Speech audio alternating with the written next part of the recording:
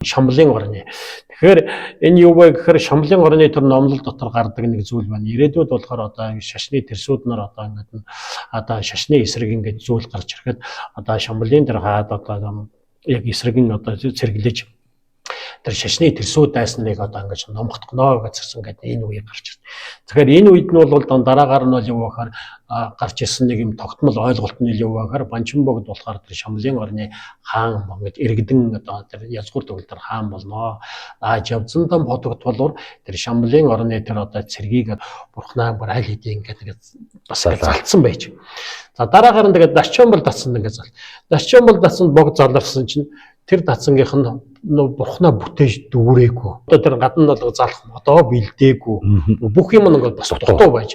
За бог залраад олон түмэнд мөргөл тавиа. За тэгээд бас сургаал номлон айлда богд одоо тэр номынхаа лүн хайрлаад дэвшиг хайрлаад олон түмэнд одоо ингээд матрын авшиг одоо ажсаа хүртээгээд ингээд бүх юм ингээд баг дүүрсний дараа хидийнх нь болохоор одоо Дашчомбол дацангийнх нь бол шалуулаад одоо ингээд тэр бурхнаа ингээд бүтээж нэгдүгээрт зурж дүүрээ. Бас тэр зурж дүүрээгүй байсан гэж.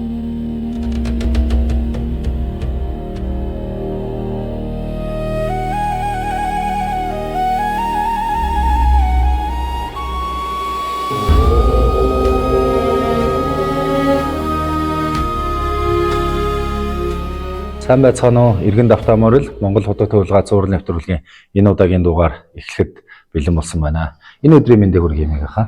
За энэ өдрийн мэнд хүргэе. Хоёулаа тэгэхээр өнөөдрийн дугаарт бол өмнөх дугаар дээр үзэгчид бас үзсэн баг 5 дугаар богдынхаа түүх намтрыг яриад нэвтрүүлгээ өндөрсөн ба. Энэ дугаар бол үргэлжлээд 5 дугаар богдын маань зохиол бүтээлийн тухай нэвтрүүлэг байгаа.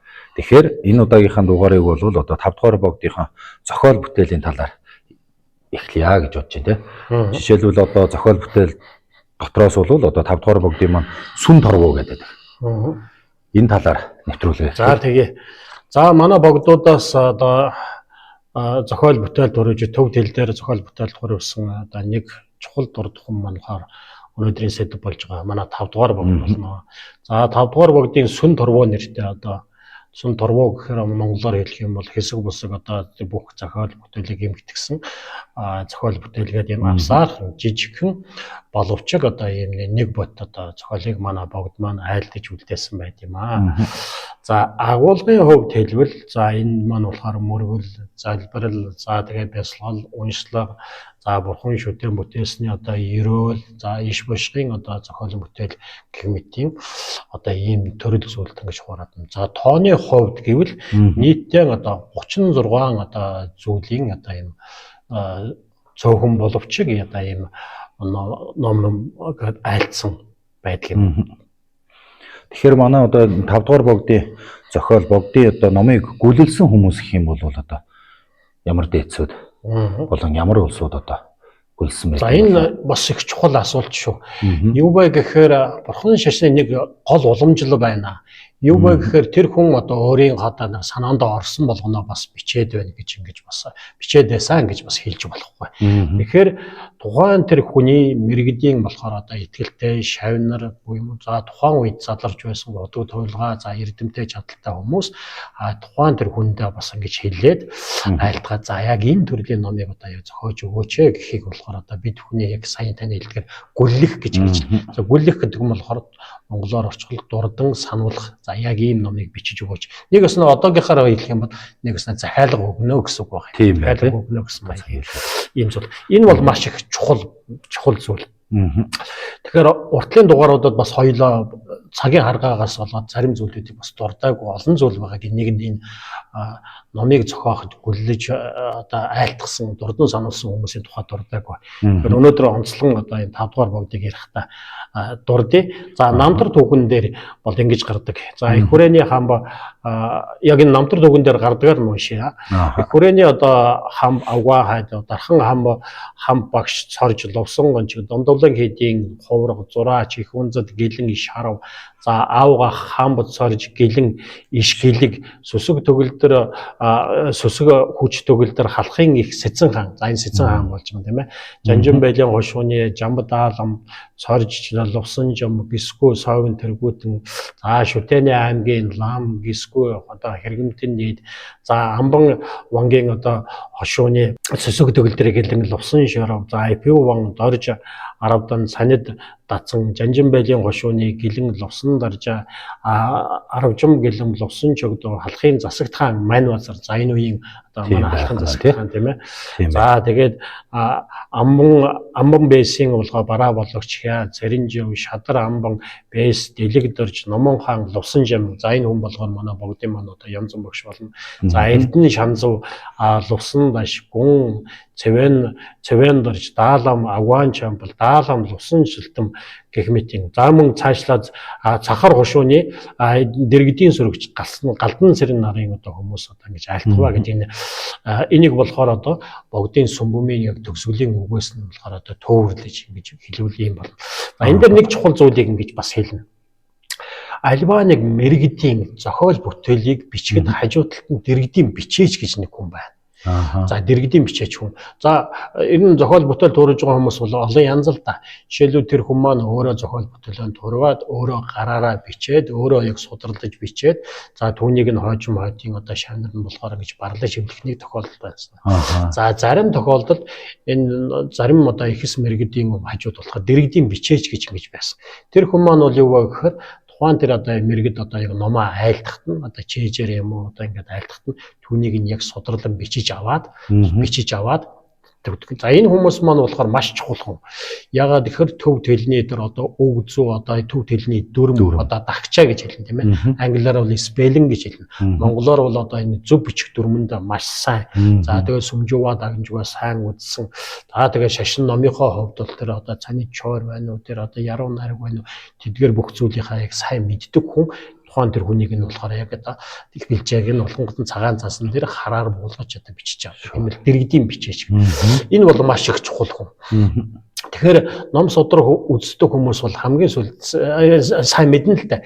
Ном судрын хамгийн төгсгөл дээр Игебаны гэж байгаа бичээч нь тэр гэдэг ингэж Монголд дурдсан байгааг харах юм бол тухайн тэр үед нь яг бичижсэн дэргэдийн бичээч нь юм байна гэдэг. За манай 5 дугаар богдын хувьд яг дэргэдийн бичээч байсан хүн болохоор түүний аав ах болох хүн садан төрлийн хүн тийм ээ. За Гужир хаан цорж гэлэн ишгэлэг гэдэг хүн одоо манай богдын бүх одоо тэр зохиол бүтээлийг нь болохоор сударлаж бичиж тэмдэглэсэн ийм хүн байдаг. Яг дэргэдийн бичээч байсан тийм. За мөн одоо манай богдын ганц хоёр золиодыг нь болохоор дэргэдийн бичээж болж байгаа бараа болгоч Лувсан Балжир хүн бичвэ гэсэн тийм одоо төгсгөлийн үгнээс нь тэгж ажиглагдаг. Гэхдээ ихэнх одоо зохиол бүтээлийг нь бичиж судралсан хүн болохоор одоо энэ ишгэлэг гэхгүй. Ишгэлэг гэж энэ. Тэгэхээр манай 5 дугаар богдын маань бол хамгийн анхны зохиол нь ямар нэртэй ямар зохиол байв? За түрүүчийн дугаарыг үзсэн хүмүүс сайн мэдэх байхаа. Богд маань одоо хувилгаанаар тодорхойлсон өмнө 4 настай байх үедээ эцэг эхийгээ дагаж явж байгаад тэр нэг аглаг газрын ирээтэд хийдэд ингээд залрахтаа очирван бурхныг магтаад шалдан чуваа зэгвая 10 марсаар жиндүү бар гэдэг одоо ийм хоёр шат айлцаа ингээд байж байгаа. Тэгэхээр намтар дугундор голдуу яг энэ хоёр шодыг л ингээд дурдсан зүйл нэг бүхэл бүтэн номынх нь болохоор дурдсан зүйл байхгүй байна. За манай богдын одоо сүмбүм зохиол болохоор яг энэ ном нь ороог учраас яг бүрэн яг их хөлбраар болохоор олж үзсэнгүй.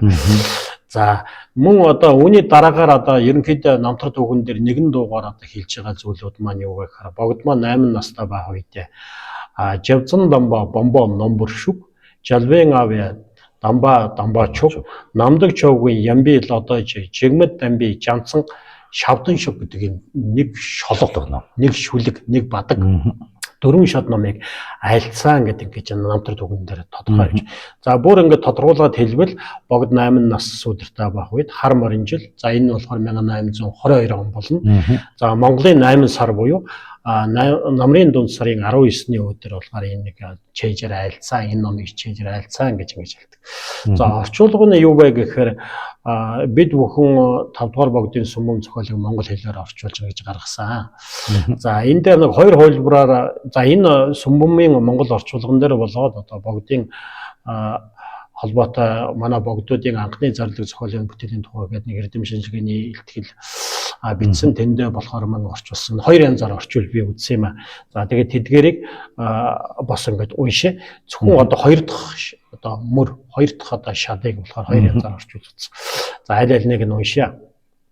За түрүүн төвдөр уншсан тийм үү? За жавзан домб ухаан бэлэг хурц орчмоо жамган 5 дугаар ялгуулсан шашны дээд өвдөс асар ариун хамаг номыг айлдах уудам оюунд аюулгүй шашны дугаазын үлми баттах болтугай. За нөгөө хөвлбөр жавзан домб ухаан бэлэг хурц оршив жалваан аваа ялгуулсан шашны 5 дугаар шашны ялгуулсан 5 дугаар шашны дээд өвдөс асар ариун хамаг номын уудамтай оюунд аюулгүй шашны дугаазын үлми баттах болтугай гэж энэ ном бодогшүүлэг юмсан. За үүнийг нэг товч тайлбарлая. Ялангуяа 2 дугаар мөрөн дээр гарч байгаа жалваан аваа дамбаачог гэдгийг болохоор 2 дугаар. За энэ номын тайлбарыг болохоор төвдөд Монгол нэлээд хэд хэдэн хүмүүс одоо яг тайлбар зохиосон байна. За төвдөөс хэнийг хэлэх юм бэ гэвэл Банчин богд одоо яг тайлбар зохиосон байна. За Монголоос болохоор Жадрын хамлам юу хам номон хаан авган хайдаг болохоор тайлбар хийсэн байна. За үүний дараа шижээ гавж мөн одоо тайлбар хийсэн юм хэд хэдэн тайлбарууд ингэж гарч ирдэг. За эдгээр хүмүүсийн хийсэн тайлбарыг ингээд ажиглах юм бол эхний мөрөн дээр гарч байгаа жавзан дам одоо худагт одоо ухаан бэлэг хурц гэдэг нь бол юу гэж хэлж байгаа юм бэ? Ном судрыг нь бусдад номлох өөрөө үзхийн цагт богдмоо нөрөө ухаан бэлэг хурц гэсэн яг тэр утгыг болохоор нэг юм ясандаа буцаад богддтой нь буцааж эргээж ингэж богдын айлдсан айлдвар гэж ингэж холдоо таалсан байдаг. За хоёрдугаар мөрөн дээр гарч байгаа жалваан аваа гэсэн нэр байна. Жалваан аваа. Энд чинь 5 дугаар ялгуулсан гэсэн үг тийм үү? За 5 дугаар ялгуулсан гэдгийг болохоор Банчин богд тайлахтаа энэ болохоор майдар бурхан юм аа гэж тайлсан. Тэгэхээр сайн цагийн мянган бурханы 5 дугаарх нь майдар бурхан болно шүү дээ. За энэ утгаар нь Банчин богд энэ утгыг нь тайлсан байна. За авган хайдав хам номон хаан болохоор 5 дугаар далаалаа юм аа. Тэгэхээр чин 5 дугаар далааламыг төвд хэлд одоо утга зохиол юу гэхээр чин жалваан аваа гэж голд хэлдэг. Тийм ээ жалваан аваа гэж хэлдэг. Яг энэ утгаар нь тайлбарлсан байдаг. За мөн одоо богдын одоо хожим хойтын одоо тэр үйлс хонгойнтой иш бошготой нь холбож ингэ тайлбарлсан өөр тайлбарлууд бас байдаг л да. Нэгэнт ингэж ярьсных энэ судрын бас одоо саяын айлдварыг болохоор утгыг нь товч тайлбарлажээ. За мөн хамгийн төгсгөлийн шүлгэн дээр жигмэд дамби жанцсан шавдан шиг хөнгөө аюулгүй шашны дуаз гэдэг маань болохоор манай 5 дугаар богдын өөрийнх нь алдар болчихж байгаа. Тэгэхээр болохоор одоо энийг анхны зорилго зохиол бүтээлтэй болохоор одоо ингэж айлдсан гэдэг зүйлүүд байна. Мөн одоо тухайлан одоо энэ түрүүн зарим зохиолын нэрийг нь болохоор цагийн аргаар хэлсэнгүй л дээ. Жишээлбэл одоо манай 5 дугаар богдын яг энэ зохиол бүтээл дурсан одоо Жидрийн хамламынх номын нэр нь Жамган жавзан номоо Сөлтөн жигмэд дамби жансан балсамба Гаазан томоо жигсүү жодвын дэлва дамби гондон салвар жидвэн оцор дамжин пряма гэдэг нэртэй. За энэ дээр болохоор яг саяын одоо 4 шат номыг Жадрын хамл тайлахдаа 3 зүйлийн бүр ингэж бүлэг болгож ингэж хураасан. За бүр эндээс нь жоохон товчлоод хэлэх юм бол нэгдүгээрт нь өөрийн сэтгэлийг үзэсгэлэн болгож эрдэм үзүүлэхийн үүднээс нь товчлон үзүүлэх. Тэгэхээр өөрийн сэтгэлийг үзэсгэлэн болгож буюу өөрийн сэтгэлийг нь боловсруулж тэр эрдэм сурч боловсруулсан эрдмийг нь болгонгууд нь хэрхэн эрдэм болгож эзэмшвэ гэдгийг нь богдынх нь тэр талаас нь одоо товчлон хураасан гэдэг нэг бүлэг. За хоёрдугаар бусдын сэтгэлийг сүрээр дарах эрдмийг үзүүлэхийн үүднээс нь дэлгэрэнгүй номлох буюу бусдад ном номлох, бусдыг ингээд номоор одоо дагуулахын тэр үүднээс нь тэр богдын эрдэм чадал, үйлс брэндийн сүр жавхлангийнхын тухай бас ингэж яг энэ саяын хэлсэн 4 шат номыг тайлбарлах гэж 2 дугаар бүлэг. За 3 дугаар хэдгээр 2 эрдэм төгөлднөр ялгуусан шашны үйл үлдэх ёс гэсэн одоо буюу богдын тэр үйлс зохионгуудтай ингэж холбож за ингээд нэг шат номыг нь болонгот маш их дэлгэрэнгүй ингэж айлдсан ийм тайлбар байдаг л да. Тийм байна те. Тэгэхээр нэг шат номыг л ерөөсөө үндсэн одоо 3 үндсэн бүлэгт хувааж Тийм энэ болохоор зөвхөн одоо миний саяын дурддаг болвол жадрын хамлам одоо живцэн бомбо номбор шиг гэж байгаа яг нэг шолгон нэг бадаг одоо богдын айлцсан намыг маш дэлгэрэнгүй 3 бүлгээр гэж дэлгэрэнгүй айлдаж тайлбарлсан юм тайлбар зохиол байна. Энэ юунд бас бий шүү жадрын хамламыг сүмбэмд нь болцсон байна. Тэгэхээр бид нар одоо цан аг гэж ярьдаг тийм ээ. Одоо манай 5 дугаар богдын алдрын тарин одоо сүм торгуу дотор одоо юу гэж айлцсан байдаг юм бэ? Яг зөв. Тэгэхээр юу би манай богдын одоо сүмбэмийг ингээ хэвлэхдээ хамгийн түрүүнд нь одоо ихний хуудас дээр болохоор манай богдын цаан гэж хэлнэ. За манай лам нар бол цаан гэж ярьж байгаа. Энэ алдрын тарин гэсэн. Жишээлбэл энэ маань юу вэ гэхээр альва нэг шавхун багшийнхаа одоо тэр алдрын тариныг нь унших, цангийг нь унших. Тэгэхээр энэ маань юу гэж ингэж уншдаг вэ? За ийм шууд энэ юутай манай богдтой яг цангтай нь холбоо тайлбарч хүмүүс ойлгох байхаа. Тэгээ тийм ээ. Энэ дээр бол ингэж гарч байгаа. Умагуру базар дараа сумади шила аби шасанасya дуза сиди хум гэдэг одоо манай богдын одоо цаанг. За цаанг бол зохиомж одоо хэлбэр нь ямар байх вэ гэхээр ума хум гэд хум гэсэн 3 тарин үсэг байна тийм үү. Энэ тарин үсгийн а нь бол өмнө нь бол заавал орцсон байна. Хум үсэг нь бол төгсгөлд нь ороод за үүний дунд нь яг тэр богдны одоо тэр худаг тувалгаан юм уу тэр одоо ламын нэрийнх нь тарин санскрит буюу самгарт хэлээр буцааж ингэж оруулжсэн байна. За саяын цангийг нь төгдөр орчуулах юм бол лама доржээчин лувсан сүлдэн жигмэд дамби жанцсан ойдов зол хум гэсэн юм тариныг нь төгдөр орчуулвал юм. За монголоор ерөнхийдөө багцаалаад орчуулах юм бол багш очир дээр за тэгээд манай богдын манай алдар тийм ээ лувсан сүлдэн жигмэд дамби жанцсан гэгэм нь ойдов зол шид бүтээлийг надад хайрлан сойрох нь уу. Тэгээд хум гэсэн яг ийм тарныг нь тайлбар яг ийм утгатай болно. Тэгэхээр үүгээр ингээд жишээлээд босод одоо хүмүүсийн одоо экзистенцийн хотог туулгаадын одоо ислам нарын цангийг болохоор жишээд ингээд ойлгочих бас болно л да. Тэгэхээр бол энэ дээр яг тухайн тэр хүнийх нь яг номынх нь алдар нэр нь бас орсон байд юм байна. Тэгээд хум гэсэн одоо үр 3 үсэг гэж гэдэг бүрүүсэн гэж хэлдэг үр 3 үсэгтэй. Энэ үр 3 үсэг гэдэг маань бурхны лагшин зарлиг таалал ингээд энэ гурвыг бас бэлэгдсэн тус бүрдээ утгатай. Үсэг маань болохоор 3 үсгийн бүрэлдэхүүнтэй. Тэгээд хум үсэг маань болох чинь 5 зүйлийн одоо үсгийн бүрэлдэхүүнтэй ингэж гаргаж байгаа бичигддэг аваа гэмтэр болгоод тайлбарлах юм бол бүр их одоо зүйлээр тайлбарлаж болно. Энэ дээр бас нэг зүйлийг нэмээд асуучвал энэ үргэлжлүүлээд асуувал энэ хануу мандаа гэдэг тийм ээ. Энэ хануу мандаа гэдэг нь ер нь яг юу хэлж байна одоо энэ үзэгч хүмүүнд хэлвэл. За богдын энэ сүмбэм зохиол дотор нэг юм зохиол байгаа. За энэ маань бол үндсэндээ энэ Чингэлтэй хайрхны одоо нэг ёсны солчид ингэж бас болно.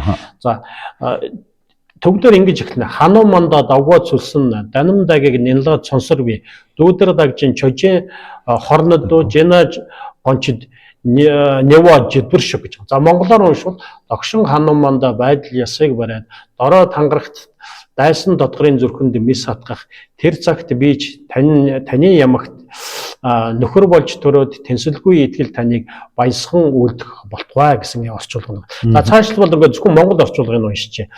Умар зүгийн их хадан уулын суудалд улмаар уулын дунд Чингэлтэй хаан цагаан гэрэл цацруулах мишэх тунгалан нэгүрт цаглашгүй Чингэлтэй амны нөхөрсөлтийг би магтмуу багтах бишрэг сэтгэлээр үлсийг чанд даатах нь багшийн үлмий баттаж амтны амар жаргалын тулд баршгүй олон эдийн сан чуулган тахил үнийг болгоож баабурны сансан бүхэн бүтгийн үүсийг зохиогтун гэсэн ийм зохиол байна.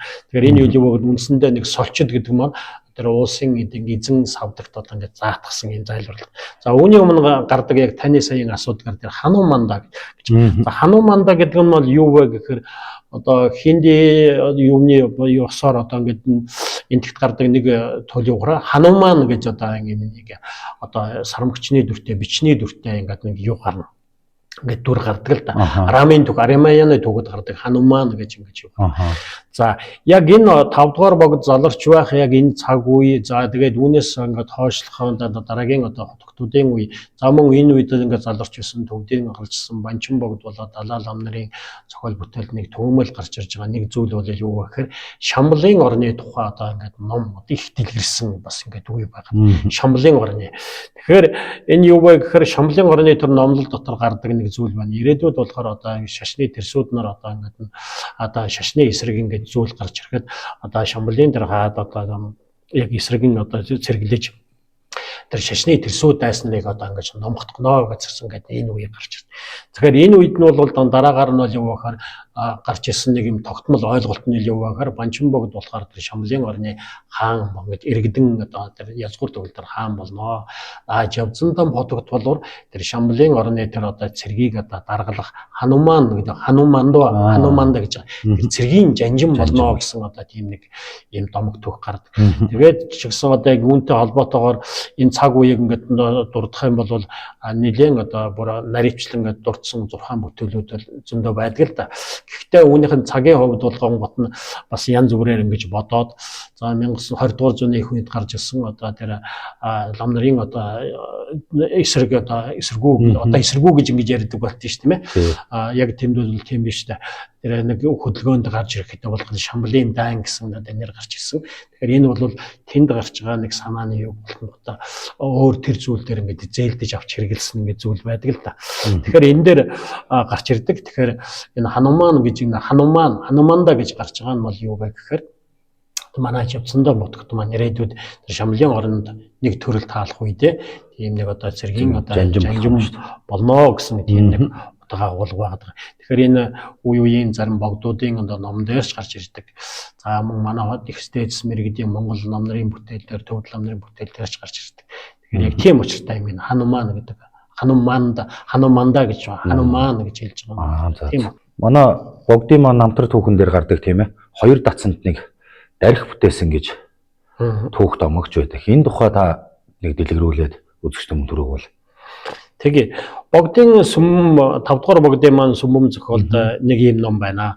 Монголын 3 сарын 22-ны өдөр 2 чойрын тул дарих 8 аюулаас аврагчийн 2 лагшин хөрөг шинээр бүтээсний доор зохиосон таалал ерөөлийн үгс нэртэй нэг юм ном байна. За энэ ном бол нийт 2 шолго, 2 шүлэг, 2 бадаг 8 шат энэ ном байна.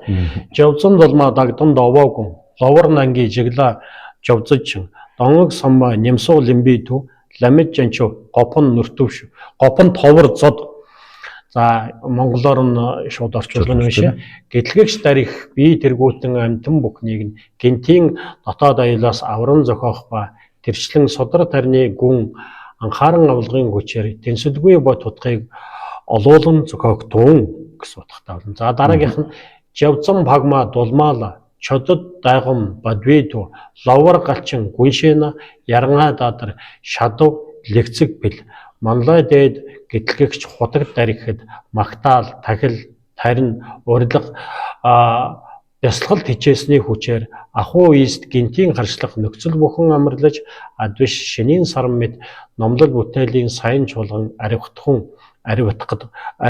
тун хэмээх ийм 2 зохиол байдаг. 2 ийм шолго ном байна. Тэгэхээр энэ сүүлд намтар дээр гардаг. За ингээд тэр үеийн 2 датсан гэдэг маань одоогийн Гунгай чуулган Дашчамбал 2 датсан болохоор богд нэг зарлиг лэндэн болгосон байдаг. Тэгээ юу гэхээр дулмаа жигжиж буюу 8 аюулаас аврагч ингээд дарих бүтээ. За 8 аюулаас ингээд энэ аврагч тэр дарихыг бүтээхдээ бурхнаа бүтээгээд бурхныхаа доор нь бол юу вэ гэхээр заавал морь хон хоёрын зургийг зураарай гэж ингэж ушгаалцсан. За тэгээд ингээд тэр зарлиг ёсоор 2 датсангийн лам хуургууд бурхнаа ингээд бүтээгээд за тэгээд аравнаалж ингээд залах үедээ бол ингэж элсэн байдаг. За ингээд дугныхаа ингээд гадна талд бүр намтар түүхэн дээр бүр тодорхой яг зүг чигийн заасан байдаг л да. Би тэр нэг одоонд яг мартсан байна. Баруун хоошоо хандуулан өндөр шон босгоод тэр өндөр шон мод босгоод түүнийхээ оройдоор бурхнаа заавал яг намайг очиход залрахад одоо яг залаараа гэсэн байна. Тэгээд ингэсэн байдаг. За ингээд богдын иш бошгын ёсоор тэр өдөр нь болоод богд одоогод ингээд өөрөө ингээд морилсон байдаг л та. За ингээд морилоход нь бол ихэлээд бол гунгаа чоолон татсан тэгэхээр морилсон байдаг. Тэгэхэд гунгаа чоолон татсанд ингээд морилоход бол юу вэ гэхээр яг богдын зарлиг ёсоор тэр нөгөө дарих 8 аюулаас аврагч дарих 8 аюул гэдэг нь нэг бас нэг чухал юм басан хэлж. Одоо Легбрэ номыг ингээд унших юм бол түн дотор одоо зааны аюул одоо юу гэдгийг могоо аюул гэх мэтэр ингээд амьтдаар төлөөлөлдсөн 8 одоо амьтнаар төлөөлөлдсөн байдаг. За үүнийг бодлоод яг судар номынхаа үднээс бол хүний сэтгэлээс гарч болох 8 нисванаас уур, мөнхөг, шунал ата гэх мэтийн 8 нисвансаар төлөөлүүлээд за энэ гадна талдаа болонгоч тэр 8 аратны аюулаас авах болтугай гэдэг. Дотор талдаа бол юу гэхээр тэр 8 нисвансын тэр аюулаас авах болтугай гэсэн одоо энэ Гиндэн дөвийн гигэний одоо айлцсан Легбрэ ингээд сайн зургт гэдэг магтаал дээр дарих бурхны магтсан байдаг л да. Яг тэр ёсоор нь тэр одоо дарихыг бүтээхлэгдсэн байх нь шүү дээ. За тэгээ түрүүнийхээ ярианд оръё. Гунгаа чоолон дацсанд одоо богд заларчээ. За ингээ богд заларсан дацсангийнхан болохоор яг богдын зорилго ёсоор аль хэдийн зураад бүтээгээд яг заасан газар нь заасан тэр одоо шон одоо тэр өндөр одоо модыг ингэж босгоод за тэр орон модныхоо орой тэр бурхнаа бүр аль хэдийн ингээд бас залцсан байж. За дараагаар нь тэгээд дашчон бол дацсанд ингээд зал. Дашчон бол дацсанд богд заларсан чинь тэр дацсангийнх нь бурхнаа бүтээж дүүрээгүй. Одоо тэр гадна бол залах модоо бэлдээгүй. Бүх юм ингээд бас дутуу байж. За богд залраад олон түмэнд мөргөл тавиа за тэгээд бас сургаал номлон айлда богд одоо тэр номынхаа лүн хайрлаад дэвшиг хайрлаад олон түмэнд одоо ингээд матрын авшиг одоо ажсаа хүртээгээд ингээд бүх юм ингээд баг дүүрсний дараа хидийнх нь болохоор одоо дашчон бол дацсангийнх нь бол шалуулаад одоо ингээд тэр бурхнаа ингээд бүтээж нэгдүгээрт зурж дүүрээ. Бас тэр зурж дүүрээгүй байсан гэж байгаа. За зурж дүүрээ. Тэнгүүтээ одоо тэр зарим явуулгыг үгээр дугныхаа аль хаалгаар гэдэг үлээ оруулаад нөгөө нэг хаалгаар гаргаад тэнгүүтээ гадна гаргаад нөгөө дацсангийн нөгөө нэг юуныхаа тэр өндөрлөг одоо шорог модоо бэлдээ тэгээ бурхнаа ингээд залсан. За ингээд нэг зүйл. Хоёрдугаарт нь тэгээд богд маань айлдсан морь хонь заавал зураараа гэсэн. Тэгсэн чинь болохоор одоо юу вэ гэхээр гунгаач болон дацсангийнхан бол юу вэ гэхээр бол юу зөвхөн морь хонь ингээд зурцсан. Аль хэдийн тэр хоёр маань бол юу гэхээр бэлчээрлээд өвс тижээлээ баг яг идчихсэн баг ингэж харагдахаар ингээд зурсан. Дашчон бол дацсангийнх нь болохоор түүн бол би гунгаач бол гэсэн маань гунгаач бол дацсан гэсэн.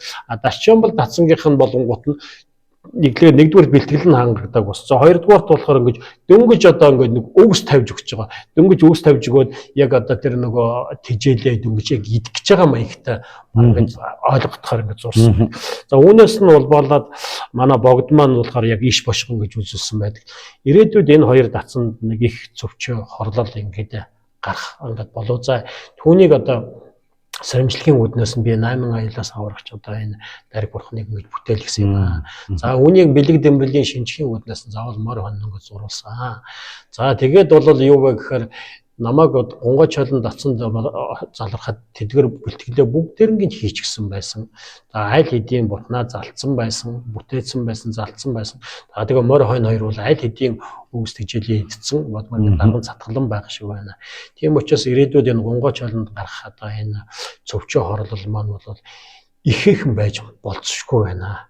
Тэгээд энэ нэлээд цаг хугацааны хувьд бол үн удаан байж болцсохгүй юм шиг байна. За дашчон бол дацсангийнх нь нэгд бэлтгэлээ бас хангаагүй байсан. За үүгэн бэлтгэл. За тэгээд хоёрдугаар өвс тижээлээ бас идээгүй байна гэдэг маань тухайн тэр юмыг одоо эдэлж хэрэглэх цаг хугацааны хувьд бол цөвчөө хорлолын хувьд бол нэгдүгээр бага байж магадгүй байна гэж айлсан байна. Тэгэхээр үүнийг болохоор яг тэр тодорхой яг ингээд түүхэн дээр болохоор энэ намтар түүхэн дээр бас тодорхой гарсныг би үзсэнгүй. Зарим зүйлийг ойлгоогүй ч байж магадгүй.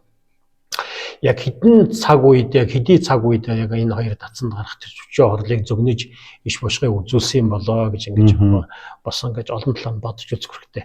Энэ ихтэйсийн тэр иш бошгыг тайлбарлах гэдэг бол хэцүү шүү дээ, тийм үстэй. Тэгэхээр би зүгээр өөрийнхөө ингэж яг бодож байгаа бол юу гэхээр одоо энэ 20 дугаар зууны хүнд гарсан шашин номын одоо юу гарахад яг энэ хоёр дацсан маань иргэн сэргээ за үйлс бэрнлэн одоо ингэ дэлгэрч лам хавргууд маань их одоо сайхан байхад болохоор одоо байх болов гэдгийг би өөрийнхөө яг үндсэн юугаараа л ингэж хэлэх юм бол одоо хоёр дацанг харьцуулах юм бол Дашчомбол дацангийн одоо лам аваргууд олон сайхан лам аваргууд гарлаа, гавж таармнаар гарлаа. За тэгээд дацсан сүмэнгээ сэрэгтэй бол хамгийн дөрөнд ингэ сэргэлээ тийм ээ. Үүний дараагаар бол ерөнхийдөө бол баг зэрэг хосрогдонгоо явсан болохоор одоо гунгаач болон дацал. Энэ зүгээр юу юм хэлж байгаа юм биш шүү. Ерөнхийдөө цаг хугацаанд тэгж л гарсан тийм ээ. Арай жоохон болохоор нөгөө дацангаа бодвол арай жоохон дараагийн үедээ бас яваад байгаа нэг юм харагдаад байгаа. Тэгэхээр энэ үеийг нь зүгэнсэн ч юм болов үнээс өмнөх үеийг ингэ зүгэнсэн ч юм болов ямар тач гэсэн түрүүний энэ дөрвөн шат номыг богдмон зохиогоод тэгээд энэ дацангийн лам хуургуудад ишлүнгийг хайрлаад заавал уншиж байгаараа. Энэ судар номынхаа утга нь бол даригтанд ингэж даатхан залбирснаар одоо гадна дотны энэ одоо тэр аюул бүхнээс намайг одоо бид бүхнийг нь аврал сойрхож үрж за тэгээд судар тарны анхааран авал маань улам сайхан болж одоо байх болоосай гэх мэтийн тийм зориулга ерөөл байгаа. Тэгэхээр энэ мэтээр ингэж үзүүлсэн зүйлүүд байгаа. Тэгэхээр энэ манай богдын зохиол бүтээл дотор нэг хамгийн нэг чухал зүйл нь нийш башгын энэ зохиол бүтээл байгаа. Үүний нэг чухал нэг зүйлүүд нь гол илэрх болох нь энэ одоо Монголын 3 сар гэдэг маань болохоор энэ хаврын сүүл сарын 22-ны өдөр байх шиг 2 чойр гунгаач болон Дашчомбол дацанд аюулаас барих бүтээсэн нэг ийм домогтөг байна. Тэгэхээр та бас сая дурдлаа тийм ээ. Манай энэ богдын манад бол ишлүндэн одоо тийм бошиг бол их алдартай байдаг гэдэг. Энэ богдын ман бол одоо бошгосон тийм шүлгүүд байдаг тийм ээ. Энэ тухай та үзэгч түмэнд нэг товчлоод хөргүүл дээжсэн тий. Төрөчийн дугаар хоёлаа бас дурдсан. Манай богд маань тооны хувьд бол ердөө 36 авсаархан жижиг ном. Тэгээд үүний төгсгөл дээр нэг 2 3 бас нэг ном ба. Эдгээр ном дотор яг ирээдүйн иш бушгыг ингээд үзүүлсэн нэг зүйлүүд байна. За хэд хэдэн зүйлүүдийг нь хурдан бас ингээд дурдъя. Цаг хэнэг үднээс шууд Монголыг нь бас уншиж төвдөг нь уншихгүй. Тэгээ тийм ээ. За богдын нэг юм шүлэг байна. Ургамал сарны хот мандал сайн бөгөөд үзэсгэлэнтэй усан болор чандамын нэгэн гэрлийг ургуулж уршигт гинтийн хар манан төдөгдөвч улмаар муу нөхцөлийг сайн мөрөд хурдан хөврөлөгтөн гэж богд маань ингээд айлцсан. За энэ иш башиг маань юу гэж хэлэх вэ гэхээр энэ дээр ургамал сарны гэж сар гэж ингэж хэлсэн. За энэ иш башигыг хожим хойтын одоо энэ жадрын хамлан болоод шижээ гавжнаар болохоор ингэж тайлахта дараагийн дүр болох 6 дугаар богдын хаан мэдлэх хэдэн онд мэдлэх за тэр хүний дөрх байдал за ингээд мөн болгоор манай 6 дугаар богдын болгонгууд тэр нас охор байх нирван болох шалтгаан гэдгийг нь иш бошиг үзүүлсэн гэдэг зүйл гэж энэ саяын энэ дөрвөн шатнууд. За энэ дээр гарч байгаа саран гэдэг гэж байна. Сар гэдэг юм бол одоо сарны ёгтнор гэдэг болохоор туулат гэсэн үг. Эрвүнжин гэж ингэж хэлдэг. Тэгэхээр дараагийн дүрийн болохоор одоо манай дараагийн дүр 6 дугаар богд маань болохоор туулаа жилтэй. Тэгэхээр туулаа жилийг нь болохоор одоо мэдэлсэн. За саяын уншсан дотор гарч байгаа болор чандман гэх мэт асрам нэгүүлэх сэтгэлээр ингэж үзүүлсэн гэж байгаа. За 3 дугаар мөрөнд гарч байгаа уршигт гинтийн мананд түүтгэрдөвч гэдэг нь болохоор дараагийн дүрийн богд маань одоо өвчин зооглож маш их богинохон наснда нас удиртай den төрөл арилж нирван дүр үзүүлсэнийг ингэж үзүүлж байгаа. Тэгээд улмаар одоо муу нөхцөлийг сайн дуруулах гэж энэ одоо муу нөхцөлийг сайн ургуулах гэдэг нь болохоор энэ цагт сэтгэл хямрах хэрэггүй одоо улам дараагийн хотын дөрүүд нь одоо гарч ирнэ гэх мэтээр ингэж хэлэх ийм зүйлүүд байна. За үүнийтэй яг холбоотой нэг дараагийн нэг зүйлүүд байна. Би төвдөг нь орчих цаг багтнаас Бадрангуу цог төгөлдөр дээд багшийн зохиол үйлсэлгэрч багш шав нөхөдлөгөө сэтгэл зохиолдох номыг ёслон үлдэж дээдийн ном бүтээх гайхамшиг зохиолдох нөхцөл дэлгэрч туулай жил магад бүтгийн үйлсийг зохиогдсон. За энэ дээр бүр яг ингэ тодорхой хийж байгаас туулай жил магад бүтг үйлсийг зохиогдсон гэдэг нь 6 дугаар богдын хэдэн одоо мэдлэх жилийг нь үзүүлсэн. За үүнээс цаашлаад бас нэг зүйл юм. Мөн төвдөг нь орхич цаг ингээд багтахгүй учраас зөвхөн Монголыг нь уншаа тийм ээ. Ариун дээд ном баригч дээд төрлөختөн агуу мэрэгд бусдын эрхэнд эс болоод өнөдийн амгалан оюунаар барьж сэрэмж төгс өөрийн эрхийг дотроо чандлан барих болтугай гэсэн нэг ийм залбирал байгаад байгаа. Залбирал байгаад байгаа. За энэ маань юу хэлж юм бэ гэхээр 2 дугаар богдын одоо биш 2 дугаар богд уучлаарай 7 дугаар богд. Сая одоо 6 дугаар богдоос дараахан 6 дугаар богдыг иш бошгон гэж үзүүлсэн гэсэн нэг ийм зүйлүүд байна. За үүнээс гадна их болсон амьтныг удирдахыг санаж эрхэм номын тус амгаланд номлохын горил хагцсан элдв бол орчлонгийн амьдралаар алгарсах нөхөр дургасан эдвгүй сансрын орноос гэтлэх болтугай гэсэн нэг юм бас нэг шүлэг байна. За үүнийг болохоор өөрийнхөө одоо тэр нирван дөр үзүүлэх тэр юг нирван дөр үзүүлэх хугацаа, нирван дөр үзүүлэх болсон учирж өмцөн шалтгаанаа бас ингэж үзүүлсэн иш бошг гэж. Тэгэхээр би энийг бие тайлаагүй. Энэ болгон чинь шижээ гавж болоод жидрийн хамламнаар одоо энэ богдын зохиол бүтээлийг болохоор ингэж тайлбарлаж ингэж хэлсэн. Энэ намтар зохиолуудаар гарч байгаа зүйл шүү. Тэгээ энэтэй холбоотойгоор дараагийн нэг зүйлүүдийг бас ингэж уншия. Орон ариун дагшин хаждын орд харшид олон баатар дагинсын чуулган хурсан орон урд номсон утга ишээр тэтгэсэн хөвгүн улам ямагт хурднаар окторгуан төвд ингэж зорчмоо гэж байгаа нь болохоор яг түрүүний яг татж исэн үгтэйгээ адилхан шижээ гавж болоод агуу хайдав юу гэж агуу хайдав хам одоо юу гэж тайлсангаар богдын орчлонд одоо нирван дөр үзүүлэх богд маань ерөнхийдөө 27 нас өдөртэй нэг залуугаараа нирван дөр үзүүлсэн шүү тийм ээ. Хаждын оронд одоо залрахын одоо иш бошг гэж байна. Тэгэхээр түрүүчийн нам одоо нэвтрүүлэг дээр хоёлаа богдынхаа намтар төгөөг ярихтаа оржсэн. Манай богд маань дэмчиг бурхан хажид бурханы одоо бясалгал бүтээлийг хийж бодтой богдтой дэмчиг бурхан болгож ингэж шалжилж байсан. Өөр бодтой дэмчиг бурхан байсан. Банчин богд ч гэсэн түүнийг нь бас одоо яг шамдэрт нь болгонгод нь халах богд маань болохоор юу гэхээр судрын ёс орвол намхаан юм боо бодсод байгаа юм. Намхааны мөгөдөг чинь болохоор нэвэсрэ чинжад гэж хэлдэг шадар намын бодсод нэг болчихсон.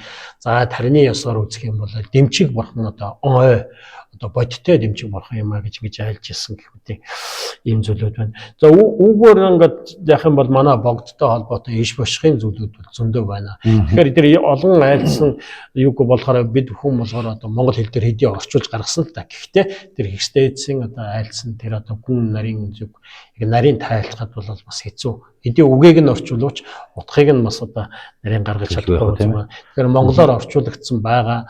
Тэгэхээр та бүхэн бас сайн үзээрэй. Тэгээ жадрын хамлам шижээ гавж нарын тайлцсан тэр намтар зохиолуудад бүгдээр нь манай богдын гайхамшигтай энэ иш бошгыг үзүүлсэн зүйлүүд байна. Тэгээд энэ нэвтрүүлгийн одоо цагийн харгаагаас болоод одоо хэдий 2 нэвтрүүлэг ингэж нэг богдтой одоо 2 богд 5 дугаар богдоход 2 нэвтрүүлэг бэлдэж байгаа боловч бид бүхний бас илэрхийлж гаргаагүй ярьж чадаагүй зүйлүүд маань бас олон үлдлээ.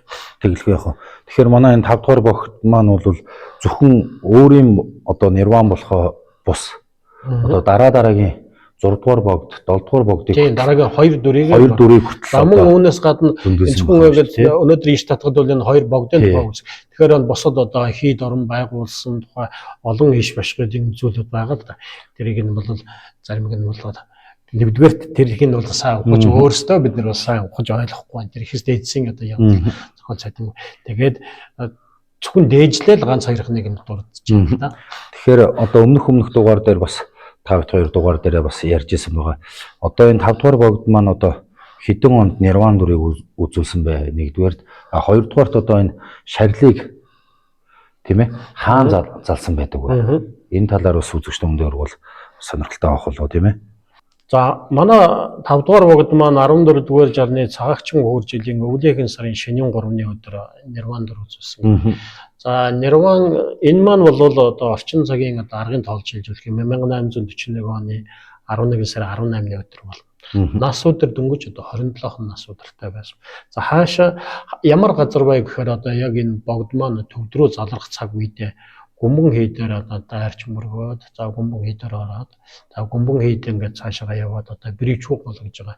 Тэр Бричуг гол гэдэг газрын явахаар төвдөд явах зам зураа болохоор нирван дүрийг үзүүллээ гэдэг. Тэгээд манай богдын одоо шарлыг болохоор 5 дугаар богдын одоо яг өөрийнх нь анхлан байгуулсан гандан тэгшлэн хийдийн одоо тэр сүмд ингэж залсан бас гандан нэгжлэн хийдийн сум залсан байдаг. Тэгээ өмнөх дөрүүдийн одоо шарлаг болохоор одоо амар өсгөлн тэгээ дамдаржаа хийдүүдэд ингээд залсан байдаг тийм ээ. Тэгэхээр маань 5 дугаар богдын шарлыг одоо шарл эрднийг болохоор одоо гандан нэгжлэн хийдэд одоо ингээд залсан гэдэг тийм түүхтэй.